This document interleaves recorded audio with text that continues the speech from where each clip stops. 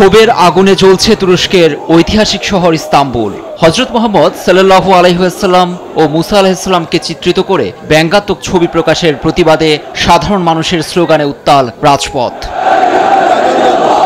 ইস্তাম্বুলের প্রধান কৌশলী লেমান ম্যাগাজিনের সম্পাদকের বিরুদ্ধে গ্রেপ্তারি পরোয়ানা জারির পরই ঘটনার সূত্রপাত। অভিযোগ উঠেছে, গত ২৬ জুন ম্যাগাজিনের ২০২৫ সংখ্যায় একটি কার্টুনে ধর্মীয় মূল্যবোধকে অপমান করা হয়েছে, এমনকি ছবি বিতরণেরও অভিযোগ আনা হয়েছে ম্যাগাজিনের বিরুদ্ধে। কার্টুন প্রকাশের ৪ দিন পর ছড়িয়ে পড়েছে সামাজিক মাধ্যমে। সাধারণ মানুষ এর প্রতিবাদ জানাতে নেমে পড়েছে রাজপথে। ইস্তাম্বুলের প্রধান সড়কে বিক্ষোভকারীদের মুখে আল্লাহু আকবার স্লোগান শোনা যায়। সেই সঙ্গে শরিয়া আইনের দাবি তোলেন আন্দোলনকারীরা। কার্টুনের সঙ্গে জড়িত ৪ জনকে আটক করলেও ক্ষান্ত হয়নি বিক্ষোভকারীরা।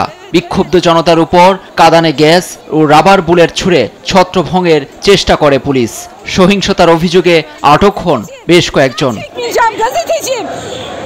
এমন কার্টুনকে উত্তেজনাপূর্ণ প্ররোচনা অভিহিত করে হুঁশিয়ার করেছে এরদোয়ান সরকার। তবে এর পেছনে কোনো অসৎ উদ্দেশ্য নেই দাবি করে কেউ আঘাত পেয়ে থাকলে তাদের কাছে ক্ষমা চেয়েছে ম্যাগাজিনটি।